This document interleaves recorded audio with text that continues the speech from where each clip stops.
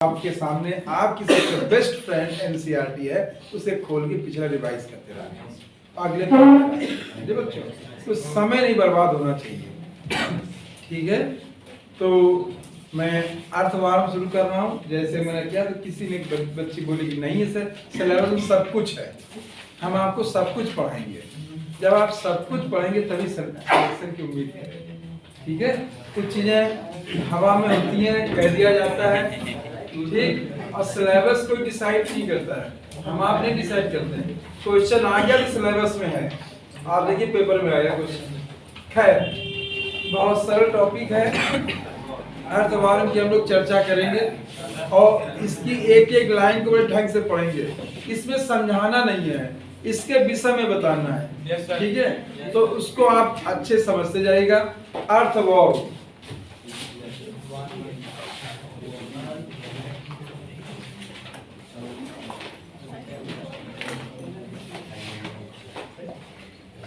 एक सबसे पहली चीज ये है कि अर्थवर्म का जूलॉजिकल नेम क्या है?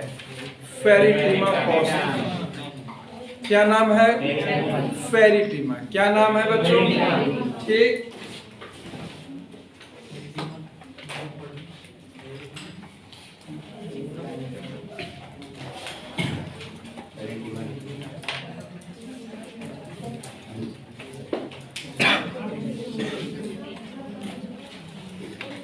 दूसरी चीज, इसका फाइलम एनेलिडा। फाइलम कौन सा है? ठीक। अगर मैं फाइलम की बात करता हूं,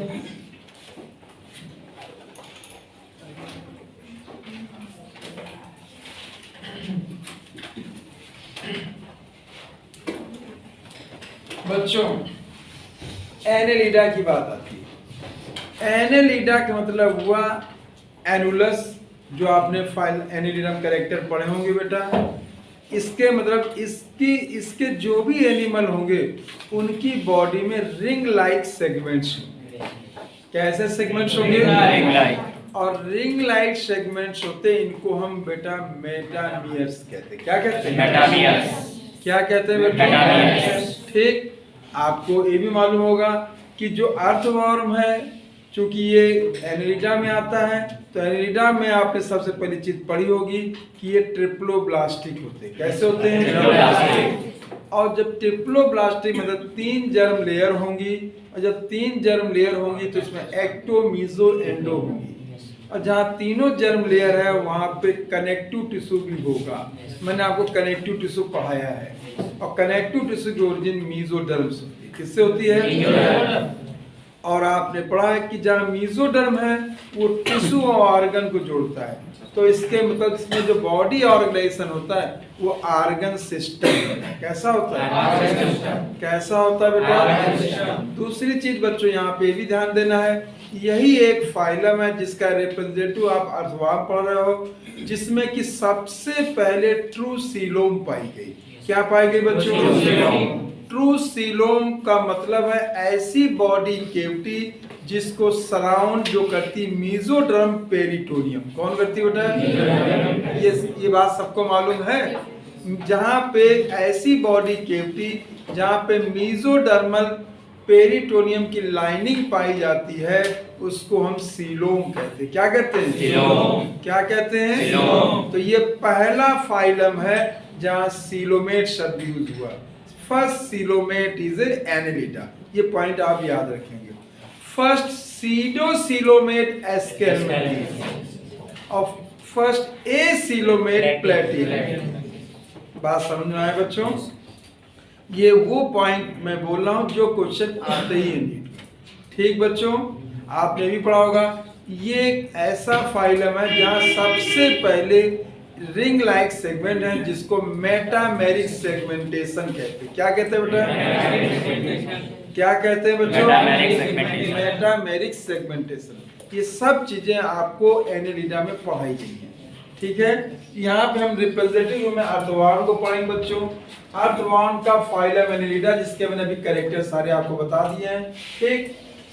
पहली चीज, अगर अर्थवर्म को आप देखेंगे तो ये जवाब दो बेटा, अर्थवर्म जो है ये फ्रेश वाटर है कि मैराइन है कि टेरेस्ट्रियल? ये पहला पॉइंट। देखिए सर, देख सकते हैं आप लोग बच्चों, अगर आप ध्यान देंगे, अगर एनेलिडा की देखिए सबसे पहले earthworm reddish brown terrestrial invertebrate आया बच्चों, ठीक है। देखिएगा ये पॉइंट देखना है, रेडिश ब्राउन, ये चीज सदा याद कर लेना। टेरेस्ट्रियल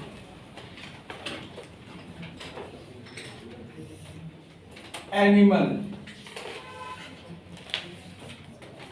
ठीक बच्चों। दो बातें जाननी है बेटा, पहला इन्होंने लिया रेडिश ब्राउन, ठीक बच्चों। हम इसको भी क्लियर कर दे रहे हैं, reddish colour due to haemoglobin, brown colour due to porphyrin. समझाया बच्चों? इसका कैसा कलर होता है अर्थवर्म का? Reddish brown. जो रेडिश कलर है ये हीमोग्लोबिन के कारण है। किसके कारण है? हीमोग्लोबिन।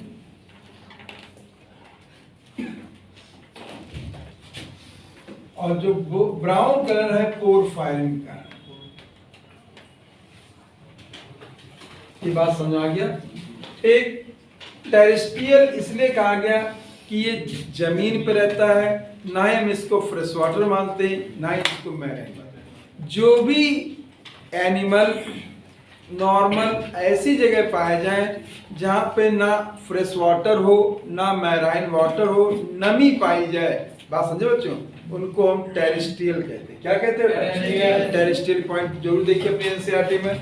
टेरेस्ट्रियल पॉइंट होता है बेटा, देख सकते हैं आप लोग, the upper layer of moist soil. कहाँ पाया था बेटा? देखिए एक अगली चीज आ गई, टेरेस्ट्रियल में भी ये मॉइस्ट सॉइल। आप लोग घरों में देखा होगा, जब कभी बरसात होती है और जमीन कच्ची होती है तो वहां पे बहुत से अर्थवर्म निकल आते हैं, ठीक है। क्योंकि ये जो होते हैं लगभग 1-1.5 फीट की गहराई पे रहते हैं, बात समझे बच्चों। और जैसे नमी हुई, मिट्टी वीक हुई, ये तुरंत वहां पे बाहर की ओर आ जाते हैं, बात समझे। और जब बरसात होती है तो हम लोग उसमें गलत चीज समझते कि पानी में रहता है, जबकि ऐसी बात नहीं, ये किसमें रहता है? मॉइस्ट, ठीक है। दो देखिए 3 शब्द यहाँ क्लियर हो गए आपको। देखिए reddish due to brown due to terrestrial, बड़ा क्लियर हो गया। मॉइस्ट सॉइल या नमी वाली सॉइल, या जहाँ पे पानी पड़ी हो और नमी सॉइल, ये पॉइंट आप तैयार करिए, समझाना नहीं है मुझे इसमें। ड्यूरिंग डे टाइम ये बर्रो में रहता है। अब अगली चीज देखिएगा, ये जो है डे टाइम में कहाँ रहता है? बर्रोइंग। ये भी आपको ध्यान रखना है। बर्रोइंग माने जो बिल में या नहीं बिल बना के रहते हैं, जो अर्थ में छोटे अब छेद बनाते हैं, उसमें पोर बना के वो रहते हैं, ठीक है बच्चों। और कब रहते हैं? During day time, during day time, बात समझे था। बर्रोइंग कब रहते हैं बेटा? ये डे टाइम याद रखिएगा, डे टाइम दिन में। की पॉइंट याद रखना है आप लोगों को, ये याद करना है, इसमें हम समझाना नहीं, ठीक है। अब आप देखिए, अगर आप देखिए कैसे कहेंगे कि ये सिलेबस के बाहर है, मान लो इधर से आप कहते हो सिलेबस के बाहर है, लेकिन जब आपका एनेलिडा फाइलम तो है, वहां के बेस पे कुछ उठा के रख देंगे, बोलो बच्चों, ठीक। तो इसलिए आपको पढ़ना पूरा है, और कोई कठिन भी नहीं, अच्छा भी लगता है, बहुत सरल भी है। इसको आप क्लियर हुआ बच्चों? ठीक। ये पॉइंट आपको मार्क करना है बच्चों।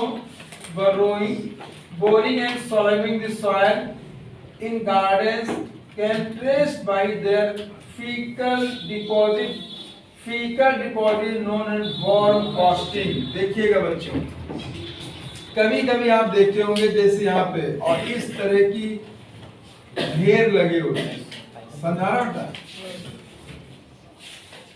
बात, समझे था। और ये नीचे बोर होता होगा, इसमें यहाँ पे अर्थवर्म रहता होगा, ठीक। तो ये क्या करता है बच्चों, मिट्टी को लिया, निकला और पीछे जाके भी इसको सॉलो करके भी एलिमिनेट करता, फीकल मैटर के रूप में, ठीक है। और जो फीकल अब ढेर लगे रहते हैं, अगर आपने गौर किया होगा, ठीक है। तो जो ये है, तो ये लाइन देखो कितनी अच्छी चीज है, अगर हम लोग ध्यान ना दें तो अर्थवर्म जो फीकल मैटर होता है उसमें उसका ऑर्गेनिक पार्ट भी होता है। मिट्टी भी होती है, इनऑर्गेनिक नाइट्रोजनस भी होते हैं, ठीक है। तो वैसे देखा जाए तो ये जो इसे हम कहते हैं वार्म कास्टिंग, क्या कहते हैं? Warm casting. ये लाइन दिख रही है? Yes sir. ये क्या कहलाती है? Warm casting. ये पॉइंट देखेंगे, वार्म, बड़े आराम से पढ़िए इसको, बहुत सरल है, वार्म कास्टिंग। अब आपसे नीट में क्वेश्चन बन रहा है, समझना बच्चों कैसे। अर्थवॉर्म की बॉडी में रेड कलर किसके कारण?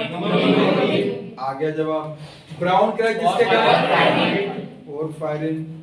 ठीक, एक रुक जाओ, देखिए जब ब्राउन की याद आई तो मुझे बॉटनी की याद आई, और जब मैं बॉटनी की याद आई तो सेकेंडरी ग्रोथ की याद आई, और जब सेकेंडरी ग्रोथ की याद आई तो हार्टवुड की याद आई, जब हार्टवुड की याद आई तो कलर की याद आई, और जब कलर की याद आई तो केमिकल का नाम बताओ बच्चों। टैनिन। आया? देखिए अभी आपने जल्दी पढ़ा था, उसमें आप याद करेंगे जो हार्टवुड ब्राउन कलर का था वो टैनिन के कारण था। ये भी सही है कि उसके और भी केमिकल्स थे, लेकिन मुख्य रूप से कौन था? टैनिन। ठीक। अर्थवॉर्म ब्राउन किसके कारण है? बड़ा समझ आया? ऐसे देखिए रिलेट करके पढ़ा करो बच्चों, समझे बच्चों? रिलेट करोगे तो चैन बनेगी, जितनी अच्छी चैन उतनी मजबूत होगी आपकी पढ़ाई। ब्राउन एल्गी में भी यही पिगमेंट पाया जाता है। पोरफायरिन नहीं पाया जाता, ब्राउन एल्गी में ही पाया जाता है। पोरफायरिन ब्राउन नहीं, उसमें फाइको राइथ्रिन होता है, फाइकोजेंथिन। ठीक, ये भी सुन लो बच्चों। देखो अब देखो दिमाग चला। ब्राउन है, एल्गी है तो फ्यूकोजेंथिन है, फ्यूकोजेंथिन है। ब्राउन एल्गी है तो फ्यूकोजेंथिन है, वो कलरिंग पिगमेंट है। हार्टवुड ब्राउन है तो टैनिन है। अर्थवॉर्म ब्राउन है तो क्या है वो? बड़ा समझ में आ गया बच्चों? ठीक है।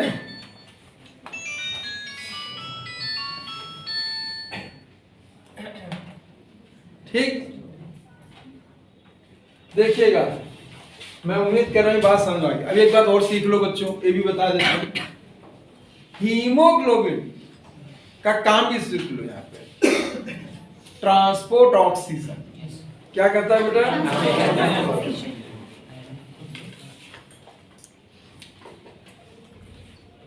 आगे काम आएगा। ठीक, पोरफायरिन, जो पोरफायरिन है ये जो होता है सनलाइट से प्रोटेक्ट करता है अर्थवॉर्म की बॉडी, बात समझ रहे हैं? Protect sunlight.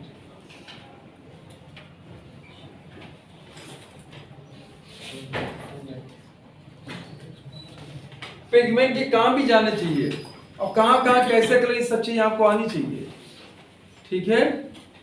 और अभी आपको बताएंगे, जो कॉकरोच भी ब्राउन कलर का होता है वो काइटिन के कारण होता है।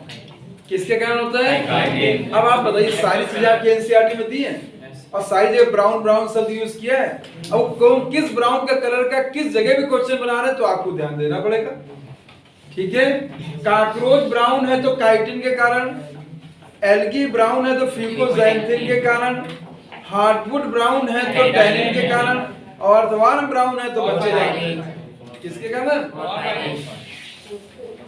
ठीक है। अब आप बताइए, क्वेश्चन तो ऐसे तो फ्रेम किए जाते हैं। ठीक, अब आगे देखिए, टेस्टियर में भी कहां रहता है ये? मॉइस्चर। अभी बताने की जरूरत नहीं है, इससे ज्यादा मैं समय बर्बाद करूंगा। बर्रोइंग माने होता है जो बिल बना के रहे या केविटी बना के रहे अर्थ में, मॉइस्चर, उसको बर्रोइंग कहते हैं बेटा। ठीक, अब अगला क्वेश्चन आ रहा, वार्म कास्टिंग क्या है? Faecal matter of earthworm.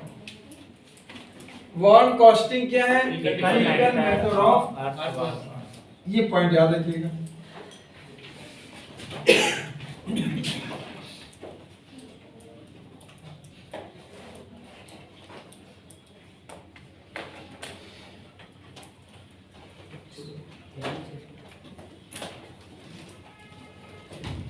Faecal matter of earthworm, समझे बच्चों? बच्चों एक बात बता दूं, फीकल जो मैटर है इसमें ऑर्गेनिक फीकल के रूप में है, इनऑर्गेनिक के रूप में भी होते हैं। इसके अलावा इसमें ऑर्गेनिक यूरिया भी पाई जाती है, वाटर भी होता है। तो आप बताओ ये जो वार्म कास्टिंग है ये प्लांट के लिए बेनिफिशियल या हार्मफुल? तभी हम आपको आगे एक बात बताएंगे कि जो अर्थवॉर्म है ये किसानों का क्या है, फ्रेंड। क्योंकि ये जो क्रॉप्स हैं उनके लिए सभी चीजें था। क्रॉप्स के लिए ऑर्गेनिक मैटर भी दे दिया, क्रॉप्स के लिए इसने बेटा नाइट्रोजनस जो क्या कहेंगे फर्टिलाइजर है यूरिया टाइप उसको भी दे दिया, और बर्रोइंग के लिए ऑक्सीजन भी दे दिया, इससे रूट को ऑक्सीजन मिले। तो इससे जब सब चीजें मिली तो प्लांट की जो ग्रोथ होगी कैसे होगी, अच्छी ग्रोथ होगी।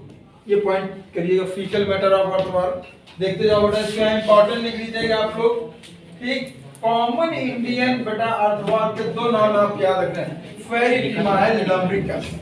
फेरिटिमा एंड लम्ब्रिकस, ये पॉइंट देखिए, फेरिटिमा एंड लम्ब्रिकस, फेरिटिमा एंड लम्ब्रिकस।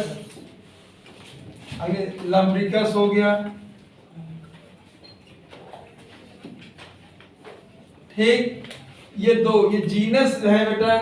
देखिएगा अगर उन्होंने ये क्वेश्चन पूछ लिया कि अर्थवॉर्म की दो ऐसे जीनस बताइए जो कि इंडियन हैं, तो कौन होगा, फेरिटिमा एंड लम्ब्रिकस। ये याद कर लो बेटा, फेरिटिमा और लम्ब्रिकस।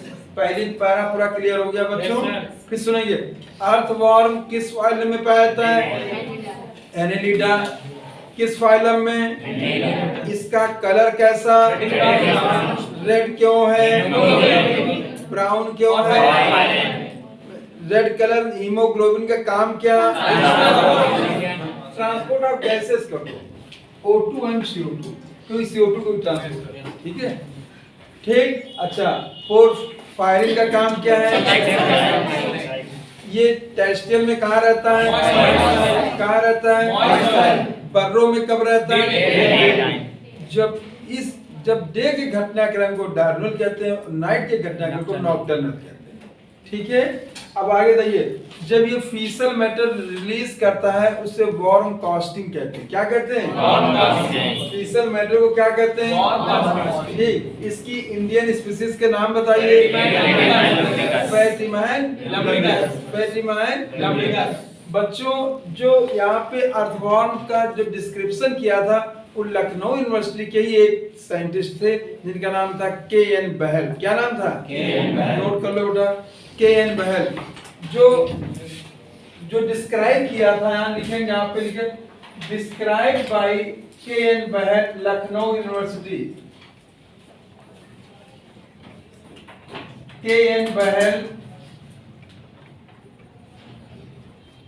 लखनऊ यूनिवर्सिटी।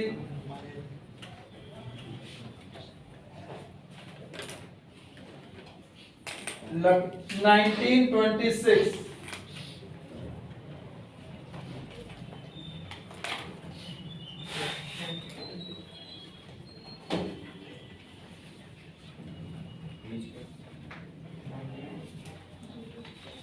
ठीक बच्चों, अब देखिएगा,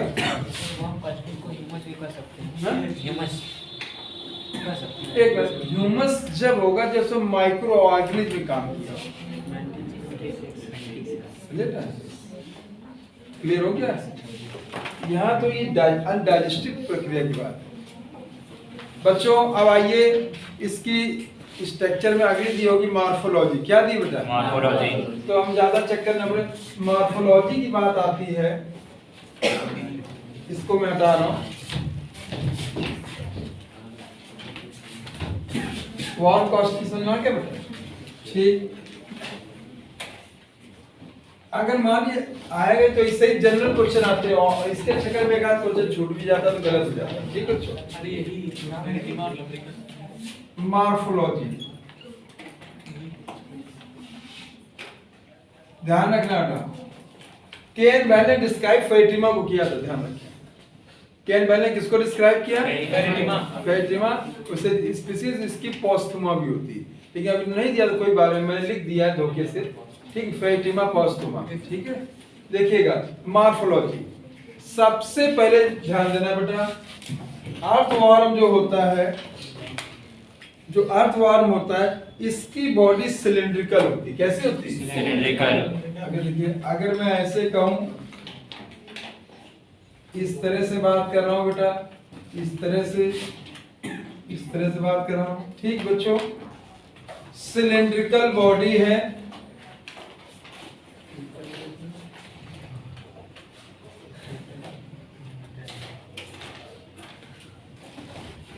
ठीक बच्चों, और मेटामेरिक सेगमेंटेड है। कैसी सेगमेंटेड?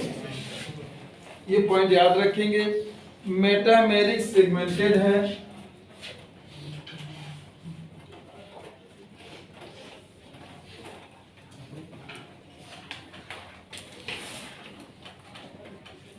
मेटामेरिक सेगमेंटेड है।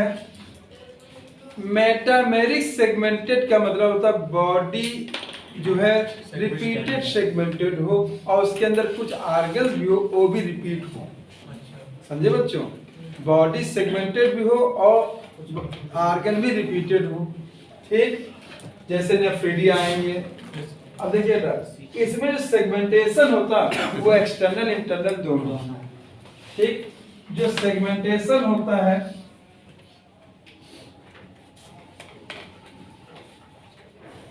सेगमेंटेशन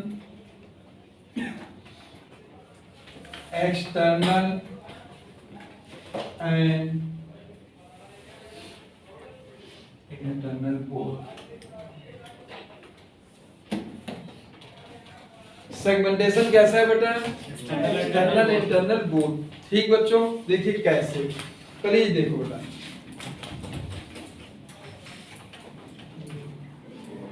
अरे सेगमेंट दिखा दो। जैसे देखिए बेटा, ऐसे आया बच्चों, ये दिखाया गया है, ये दिखाया गया है, इस तरह दिखाया गया है, इस तरह दिखाया गया है, इस तरह दिखाया गया है।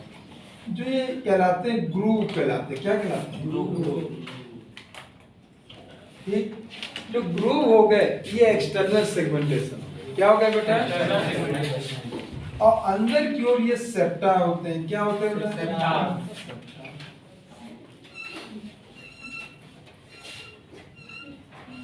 ये पूरी बॉडी में ऐसे चले जाते हैं बेटा, इनको कहते हैं सेप्टा, ठीक। ग्रूव क्या हो गए? एक्सटर्नल सेगमेंटेशन, एक्सटर्नल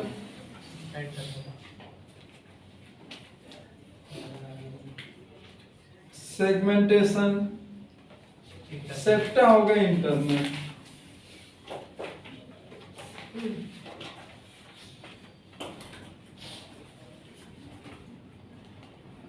बच्चों ध्यान देना,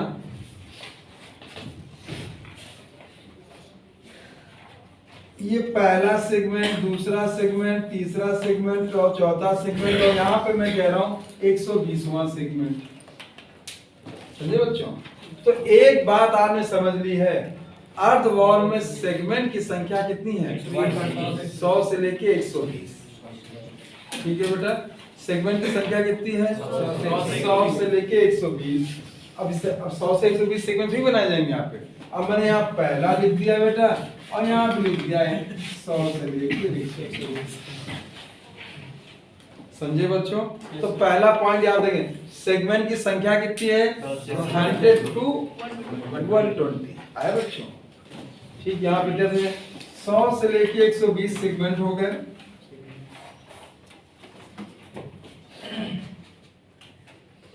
सेगमेंट 100 से लेके 120 सेगमेंट हो गए।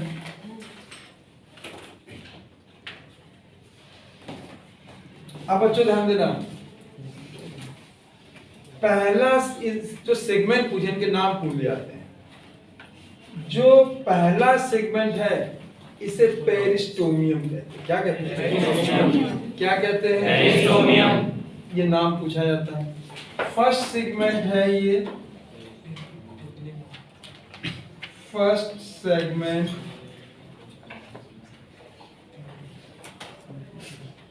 पेरिस्टोमियम।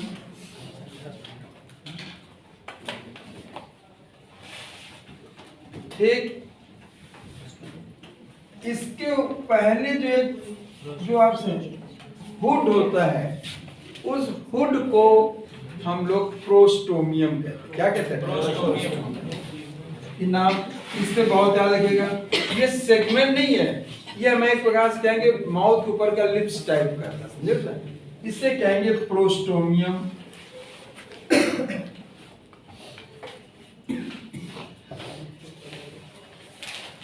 ठीक, not segment, no segment hood होता है। यहां पे बेटा नीचे क्यों, यहां पे माउथ होता है। बच्चों जो लास्ट सेगमेंट है यहाँ पे एक अपर्चर, उसे एनस कहते हैं। क्या कहते हैं? एनस। और लास्ट सेगमेंट वेनस है तो इसे एनल सेगमेंट कहते हैं।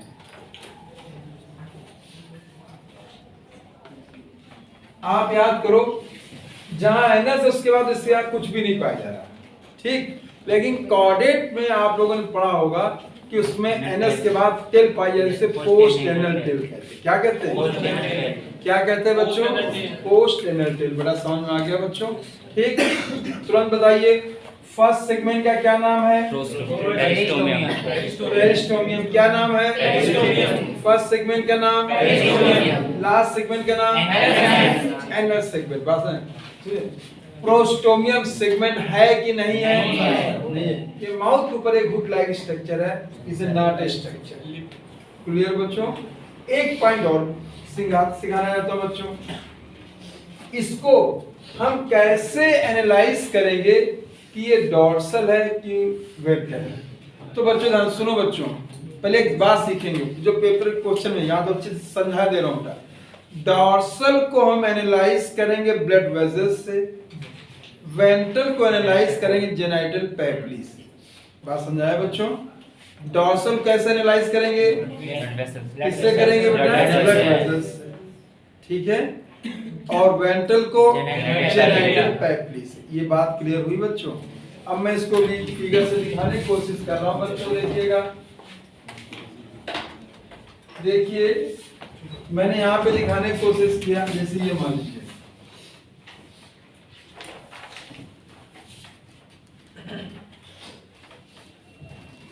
समझ आया मेरे बच्चों? जो मैंने ये दिखाया है, ये दिखाया है डॉर्सल ब्लड वेसल। क्या दिखाई बेटा? क्या दिखाया है? Dorsal blood vessel. ये बात क्लियर हो गई? और इससे हम ये एक बार सुनिए, ये सबसे बड़ी ब्लड वेसल है। क्वेश्चन नंबर कभी आ जाए, लार्जेस्ट ब्लड वेसल का क्या नाम है? Dorsal blood vessel. सही बच्चों समझ आ रहा है बेटा? Yes sir. सभी समझ आ रहा है बेटा? Yes sir. बोलो यस सर। अब मैं यहाँ लिख रहा हूँ, ये है डॉर्सल ब्लड वेसल।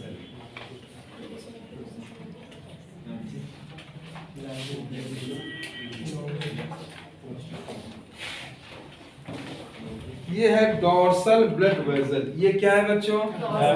आप लोग एक पॉइंट क्वेश्चन लिख लो, लार्जेस्ट ब्लड वेसल। हो सकता है इतना डिटेल ना पूछा जाए, लेकिन आपको ये चीजें आनी चाहिए। मान लो कल 19-20 दिमाग में आ भी जाता है उसके, तो क्वेश्चन आप उसका जवाब दे सकते हैं।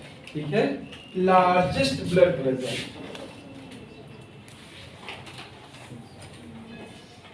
Largest blood vessel, identify dorsal side.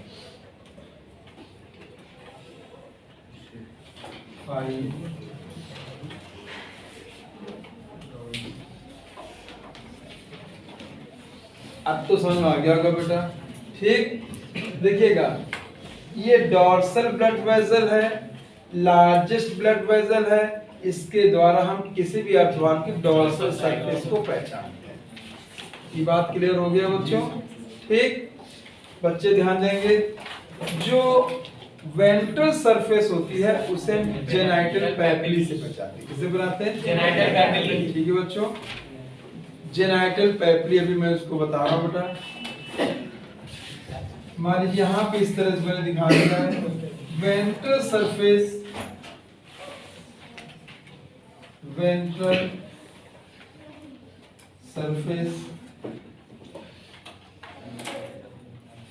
Identify genital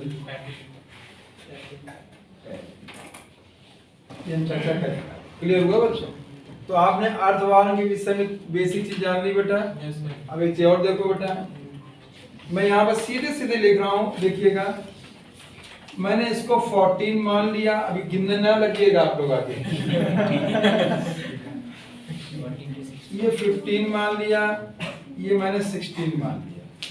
नहीं, अब कुछ लोग होते हैं, हमने कहा 14 सही तो 8 वही है। ठीक है, ये मत किन काउंट के लिए। ठीक, मैं यहाँ कर रहा हूँ। एक मिनट बेटा, हमको ना साइड करो। 1 to 30 सुनो बेटा, अभी बस चित्र तो बना ले बेटा। देखो बच्चों, देखो देखिए 14, 15, 16 की जो सेगमेंट है, यहाँ की जो लेयर है वो थिक होती है। कैसी होती है? ग्लैंडुलर होती है। उसको हम क्लाइटेलम कहते हैं। क्या कहते हैं? क्या कहते हैं? क्या कहते हैं बेटा? ठीक, तो क्लाइटेलम किस सेगमेंट पे? 14, 15, 16 किस सेगमेंट पे? 14, 15, 16। मैं इसको ऐसे दिखा दे रहा हूँ, मैं इसको ब्लैक पोर्शन दिखा रहा हूँ। ठीक, अब आप देख सकते हैं, तो क्लाइटेलम 14, 15, 16 पे हो गया। तो इसके मतलब इसकी बॉडी के 3 रीजन हो गए। कितने रीजन हो गए? 3। एक रीजन प्री क्लाइटेलम से पहले वाला, उसे प्री क्लाइटेलर कहेंगे।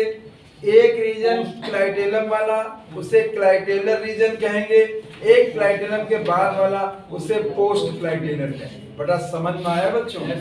फिर से बताओ, अर्धवार्म की कितने पार्ट हो गए? 3। कितने पार्ट हो गए? 3। एक कौन? Pre clitellar. दूसरा कौन? क्लाइटेलर। तीसरा कौन? हमें भी बताएंगे कि कुछ बनाता है, बताएंगे। ठीक है, पहले बताओ बॉडी के कितने पार्ट? 3। पहला प्री क्लाइटेलर। अब जवाब दो। प्री क्लाइटेलर में सेगमेंट की संख्या 13। समझ पा रहे हो? समझ पा रहे हो? ठीक है, देखिए ये जरूर ध्यान दें, यहाँ क्वेश्चन बना सकता हूँ। प्री क्लाइटेलर में 13 सेगमेंट आ रहे हैं, 1 से 13। क्लाइटेलर में 3 सेगमेंट आ रहे हैं, 14, 15, 16। ठीक, और अगर मैं कह दूं पोस्ट क्लाइटेलर है तो 17 से लेकर मैं 100 मान के चला तो 100 तक। बोलो, समझाया? क्लियर हो गया?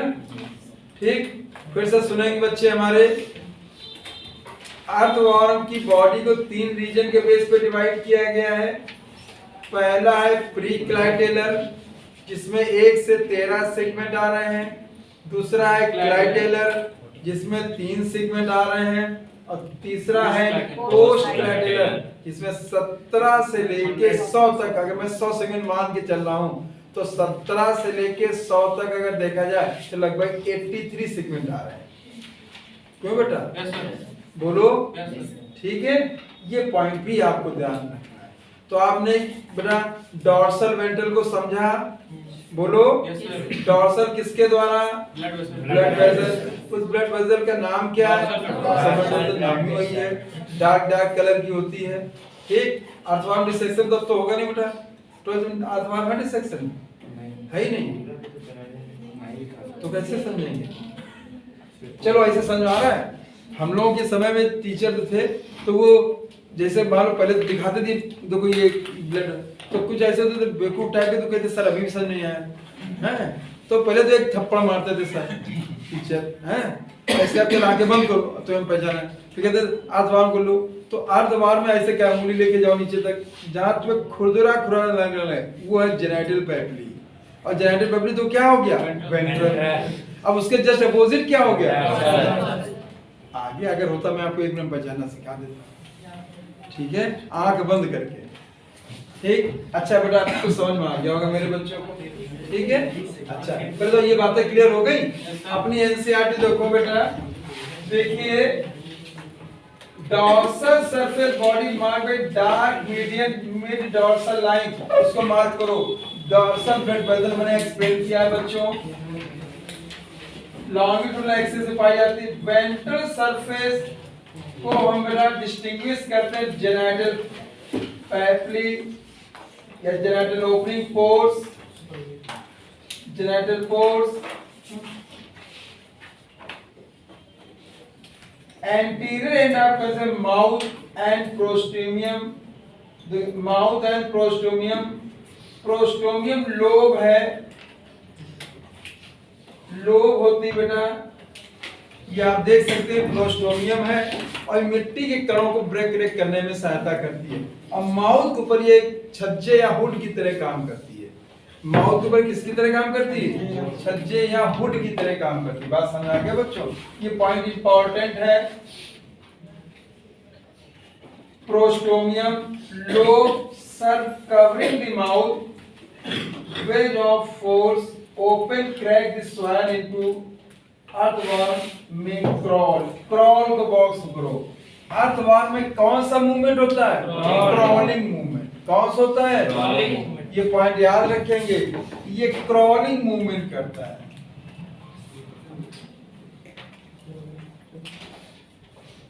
क्रॉलिंग मूवमेंट, ये भी क्वेश्चन बना सकते हैं। अर्थवर्म कौन सा मूवमेंट करता है? क्रॉलिंग मूवमेंट करता है। क्रॉलिंग आपने देखा होगा, ऐसे ऐसे चलता चला जाता है, ऐसे देखा सांप की तरह नहीं ना, वो तो नहीं वो तो रिगलिंग टाइप का हो गया, ये क्रॉलिंग टाइप का, वो क्रीपर हो गया, ठीक है, और ये क्रॉलिंग हो गया, ठीक है। बस बहुत सही ध्यान दो। प्रोस्टोमियम सेंसरी फंक्शन है। बस कोई बोलेगा प्रोस्टोमियम कैसा फंक्शन है? सेंसरी फंक्शन है। फर्स्ट बॉडी सेगमेंट को पेरिस्टोमियम कहते हैं, मैंने अभी बता दिया। फर्स्ट सेगमेंट को क्या कहते हैं? पेरिस्टोमियम। जवाब दो। पेरिस्टोमियम जो है इसको बक्कल सेगमेंट भी कहते हैं। क्या कहते हैं? पेरिस्टोमियम आल्सो नोन है बक्कल सेगमेंट। बक्कल से पूछा जा सकता है बक्कल सेगमेंट कौन सा सेगमेंट है? फर्स्ट, ठीक है, ये बात इंपॉर्टेंट है। आगे देखेंगे, इन मैच्योर वर्म सेगमेंट्स, बड़ा एक फिगर दिया गया है, फिगर आप देख सकते हैं, मैंने कुछ दिखाया है बच्चों, ये देखिएगा, एक फिगर इन्होंने जो दिखाया है इसको भी आप देख सकते हैं। ये देखिए बच्चों, इस तरह से लिया है, इस तरह से लिया है, इस तरह से लिया है, इस तरह से लिया है। यहाँ पे ये दिखाया गया है और यहाँ पे माउथ आप देख सकते हैं। तीन नाम आपको याद रखने हैं यहाँ पे। फिगर नंबर आप देख सकते हैं बच्चों, ये सी नंबर का फिगर देखिए, सी नंबर का आप देखिए, पहले देखिएगा। अब आप यहाँ पे नाम जो दिए जा सकते हैं वो आपको ध्यान देना है बेटा। देखिए इस तरह से, ये देखिए बच्चों, ये देखिए, ये देखिए, ये देखिए, ये हुड को हम प्रोस्टोमियम कहते हैं। क्या कहते हैं? ये हो गया प्रोस्टोमियम।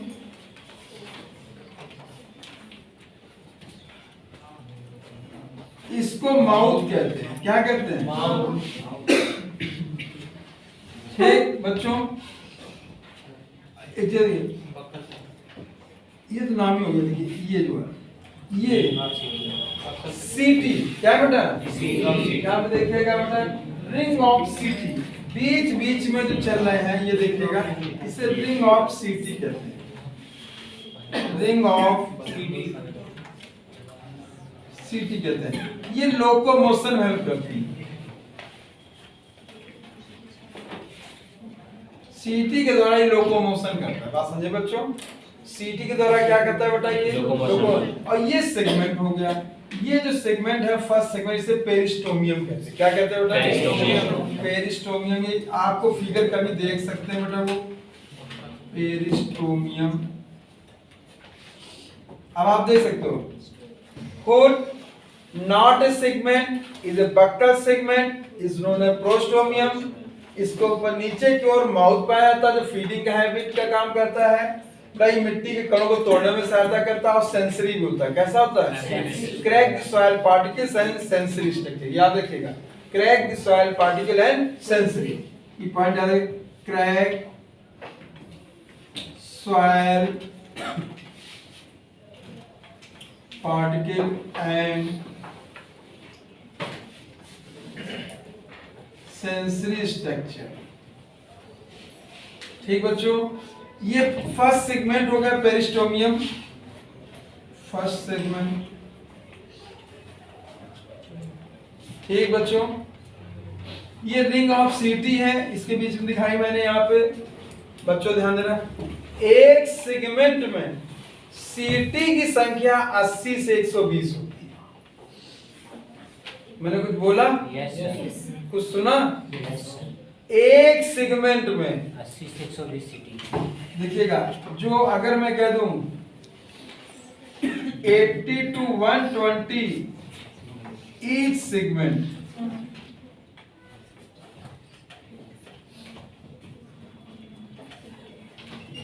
समझे बच्चों?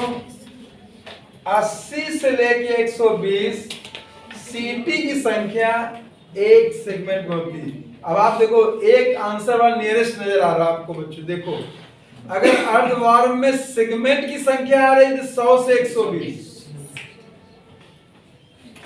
सुना? अर्धवार्म में सेगमेंट की संख्या 100 से 120 और एक सेगमेंट में सीटी की संख्या 80 से 120।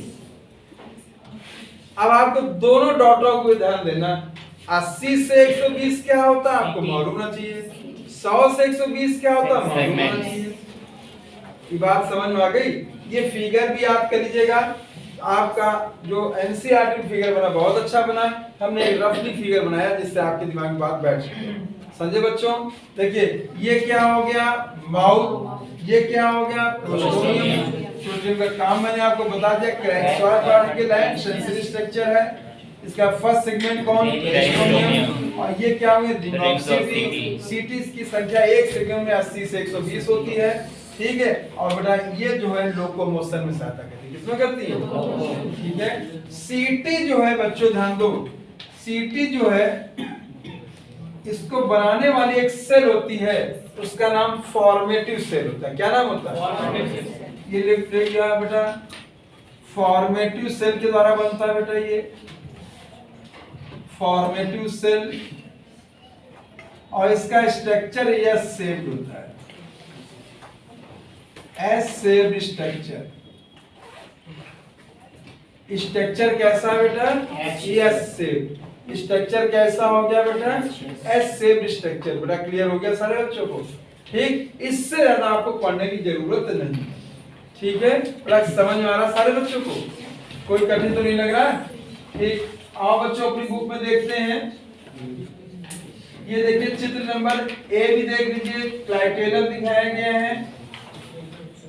फिर बच्चों आप यहाँ पे देखिएगा बी नंबर फिगर देखो, सीटी मैंने बता दिया है, क्लाइटेलम मैंने बता दिया है बच्चों, क्लाइटेलम मैंने बता दिया है।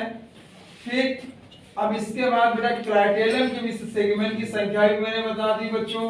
क्लाइटेलम की सेगमेंट की संख्या कितनी है? 3 है। ठीक, ये देखिएगा 14 to 16 covered prominent dark band glandular tissue। इसको बॉक्स करो, डार्क बैंड ग्लैंडुलर टिश्यू जो ये दिखाया गया है, ये एक्चुअली में बहुत डार्क होता है, थोड़ा थिक होता है, इसे ग्लैंडुलर टिश्यू कहते हैं। क्या कहते हैं? ग्लैंडुलर। ठीक, डार्क बैंड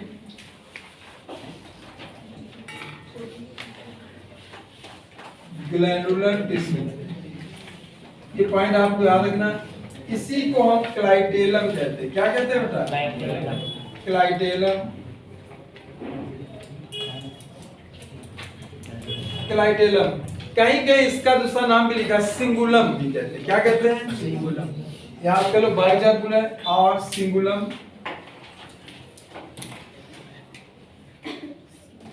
क्लाइटेलम और सिंगुलम, क्लाइटेलम और सिंगुलम याद करिए, क्लाइटेलम और सिंगुलम। body division into three prominent region, pre-clitellar, clitellar and post-clitellar। बेटा समझ में आ गया बच्चों? ठीक, मैंने आपसे चर्चा कर लिया है पहले ही। बेटा देखिएगा, अगर यहाँ से बात किया जाता है इसके पहले की बात, तो ये प्री-क्लाइटेलर हो गया, इतनी बात ये क्लाइटेलर हो गया, इतनी बात ये पोस्ट-क्लाइटेलर। बात समझे बेटा? ठीक, ये प्री-क्लाइटेलर हो गया, मैंने शॉर्ट में लिख दिया पीसी मतलब प्री-क्लाइटेलर, सी मतलब क्लाइटेलर, और ये मतलब पीओसी मतलब पोस्ट क्लाइटेलर। बात समझे बच्चों? आपसे याद रखना, हो सकता है प्री क्लाइटेलर सेगमेंट की संख्या पूछी जाए, क्लाइटेलर सेगमेंट की संख्या पूछी जाए और पोस्ट क्लाइटेलर। अब आपसे ऐसे नहीं पूछा, हो सकता सेगमेंट में ना पूछे तो ऐसे पूछ सकता, प्री क्लाइटेलर, पोस्ट क्लाइटेलर और क्लाइटेलर में सबसे स्मॉलेस्ट कौन है? क्लाइटेलर। सबसे लॉन्गेस्ट कौन है?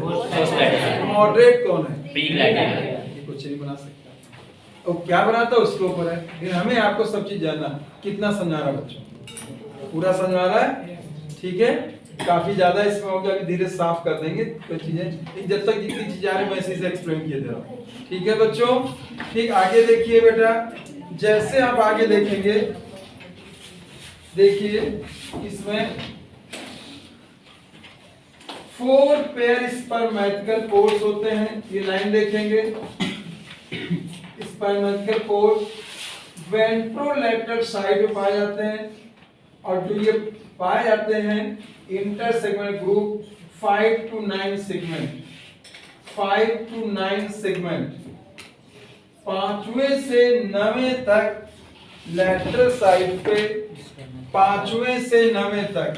मैं मान लूं ये 5वां हो गया, ये 6ठा हो गया, 7वां हो गया, 8वां 9वां हो गया। ठीक है, ये 5 to 9 सेगमेंट तक ये जो स्पर्मेटिकल पोर होते हैं, स्पर्मेटिकल पोर होते हैं, ठीक, वो स्पर्मेटिकी और स्पर्मेटिकल पोर में आपको ध्यान देना बेटा, इसको सीखेंगे आप। देखो मैं इसका अलग फिगर बना रहा हूं, यहाँ पे देखिएगा, 5वां, 6ठा, 7वां, 8वां, 9वां।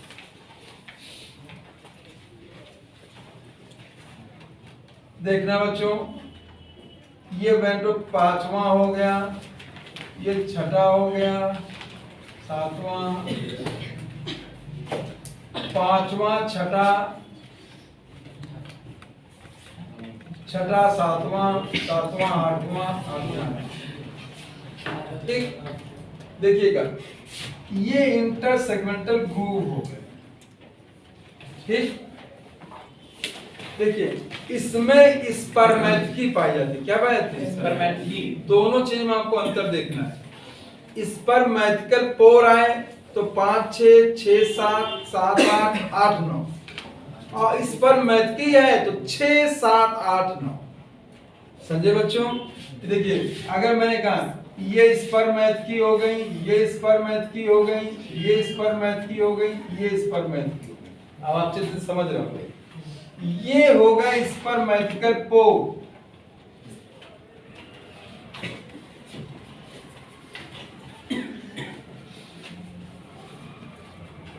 ठीक, और ये होगा स्पर्मेटिकी।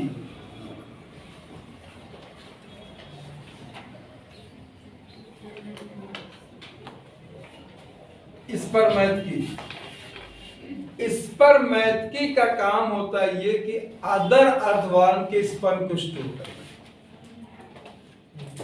सुना? Yes sir. ध्यान दो,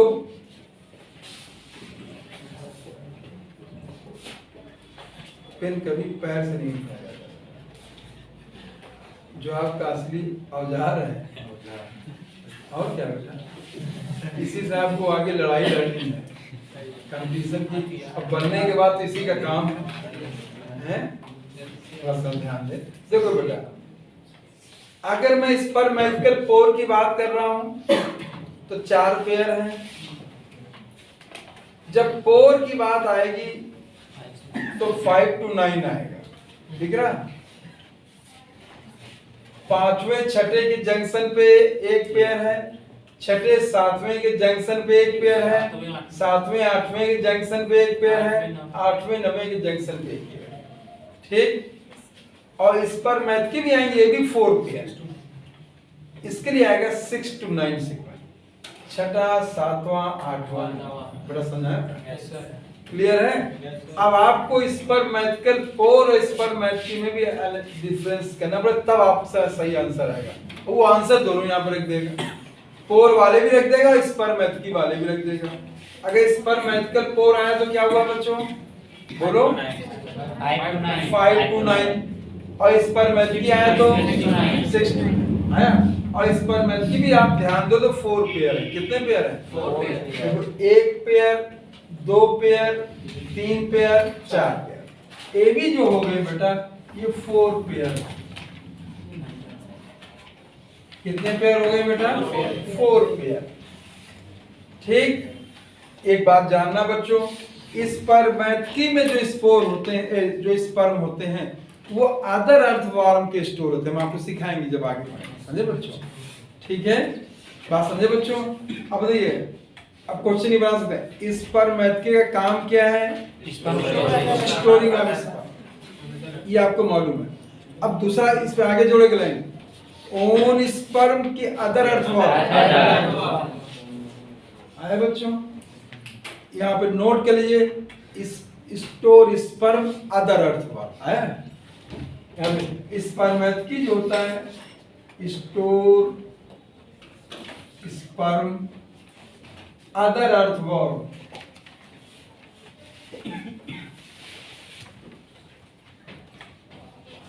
अदर अर्थ, इसमें जो स्पर्म होते हैं वो दूसरे अर्थवर्म के स्टोर होते हैं। बेटा समझ में आ गया बेटा? क्लियर हो गया? ठीक, तो ये पॉइंट आपको ध्यान देना है, यहाँ ये क्वेश्चन बहुत आता है। ठीक है, क्लाइडेलम वाला कॉन्सेप्ट क्लियर हो गया, pre post and clitellar region clear हो गया, पेरिस्टोमियम प्रोस्टोमियम अंतर मालूम हो गया। ठीक, डॉर्सल सरफेस और वेंट्रल को कैसे पहचानेंगे मालूम हो गया। ठीक, इसके कलर कैसा होता है ये सबको क्लियर हो गया। ये बात समझ आ गया बच्चों? ठीक, और सीटी की संख्या कितनी होती है, सेगमेंट की संख्या कितनी होती है, बात पूरी क्लियर हो गई। ठीक, देखो अपनी एनसीईआरटी में 4 पेयर स्पर्मेटिकल अपर्चर। अब देखो स्पर्मेटिकल अपर्चर ही 4 पेयर है और स्पर्मेट की भी 4 पेयर। ठीक, वेंट्रोलैटरल साइड 5 to 9 सेगमेंट। बच्चों अगर देखिएगा सेगमेंट आएगा और अपर्चर आएगा तो 5 to 9, स्पर्मेट की आएगा तो 6 to 9। समझ गए? अपर्चर 5 to 9, स्पर्मेट की 6 to 9, स्पर्मेट 6 to 9। एक गलती नहीं होनी चाहिए। देखिए सिंगल फीमेल जेनिटल 4 जो पाया जाता है मिड वेंट्रल लाइन 14 सेगमेंट, किस सेगमेंट होता है? 14 पे याद रखेंगे। अब एक बात और सीखेंगे, अब मैं यहाँ पे फीमेल जेनिटल अपर्चर है बेटा, ये मिड वेंट्रल साइड पे। ठीक, फीमेल जेनिटल अपर्चर किस पे है? Mid ventral side. ये भी ध्यान दें, बहुत क्वेश्चन घुमाते हैं। 1 की 1 पे है, 1 दिया। फिर देखो बेटा ये 17 होगा, ये 18 होगा, ये 17 और इसमें ये होगा मेल जेनिटल अपर्चर। ठीक, female genital aperture single mid ventral side 14 segment आया बच्चों। Male genital aperture 1 pair ventrolateral side. दोनों में अंतर देखो, ये मेल को मैंने सिंबलाइज कर दिया, सिंबल के रूप में मैं बता रहा हूं, लिखने थोड़ा काउंटर वो होता है। ठीक है, उल्टा हो गया बेटा, ये फीमेल हो गया, ये मेल हो गया। ठीक, फीमेल जेनिटल अपर्चर 1 मतलब अनपेयर्ड है, मतलब सिंगल है, मिड वेंट्रल साइड कहाँ पे बेटा? Mid ventral side. Mail genital aperture 1 pair, ये 1 है, ये 1 पेयर है, ठीक। 18 सेगमेंट, किस सेगमेंट पे? 18 सेगमेंट पे है, वेंट्रोलैटरल साइड पे। किस साइड पे? वेंट्रोलैटरल। और इन्हीं के जहां भी होंगे पेटली पाए जाए उन्हीं से हम पहचान लेंगे बेटा। कितना समझ आ रहा है बच्चों? पूरा क्लियर हो रहा है, ठीक। अब मैं इसको चित्र को हटा दूं फिर दोबारा बना दूंगा क्योंकि बहुत ज्यादा इसमें लिख गया है, समझे बेटा? ठीक है बेटा, देखो यहाँ पे देखेंगे बच्चों 14 segment pair of mid ventral 14 segment female genital pore, इसे मार्क करिए, इसको बॉक्स में कर लो। Single female genital pore present mid ventral line. आया बच्चों? Single female genital pore mid ventral line. 40 pair of male genital pore present ventrolateral side 18 segment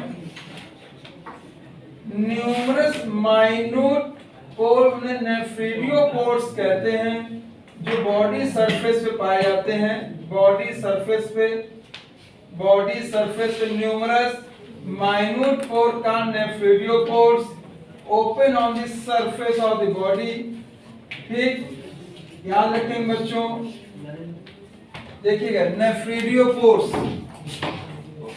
ठीक है। नेफ्रिडियोपोर्स बच्चों देखो, जो नेफ्रिडियोपोर्स होते हैं हम आपको बताएंगे अर्थवॉर्म में नेफ्रिडिया 3 से लेके लास्ट सेगमेंट तक होता है, ये मैं आपको बताऊंगा अगले टर्म में, समझे बेटा? नेफ्रिडिया कहां से कहां तक? 3 से लास्ट तक। 3 to लास्ट तक होते हैं। तो वहां पे कई इनके अपर्चर्स पाए जाते हैं बॉडी सरफेस पे, ठीक। उन्हें नेफ्रिडियोपोर्स कहते हैं। क्या कहते हैं? नेफ्रिडियोपोर्स। तो अगर आप गौर करो बच्चों तो इसमें पोर्स, जेनिटल पोर्स में मेल एंड फीमेल जेनिटल पोर हो गए, तो जेनिटल पोर की संख्या कितनी? 3। सही है? Yes sir. One pair. सही है? एक पेयर हो गया मेल और एक हो गया फीमेल। क्वेश्चन ऐसे बनाते हैं बेटा। और नेफ्रिडियोपोर्स मैनी, न्यूमरस लिखा है 3 to लास्ट। अभी आप 3 to लास्ट याद करो, मैं उसको आगे बताऊंगा। क्लियर बच्चों? ठीक है, आगे बढ़ते। देखिए सीटी बच्चों, ये लाइन देखना बेटा। सीटी काइटिन की बनी होती है, फॉर्मेटिव सेल बनाती है, ठीक। और ये मिडिल ऑफ दिस सेगमेंट में पाई जाती है, मैंने बता दिया है, ठीक। और ये भी याद रखिए, इसका प्रिंसिपल वर्क जो है वो क्या है बेटा? लोकोमोशन। क्या है बेटा? लोकोमोशन। और एक सेगमेंट में कितनी होती हैं? 80 into 120। 80 to 120, 80 से लेके 120, ठीक। और एक बात और देना, ये जो होती है सीटी उन विशेष जगहों पे नहीं पाई जाती। फर्स्ट, लास्ट एंड प्लेटरल, ये नोट जरूर करिए, इसको मार्क करो।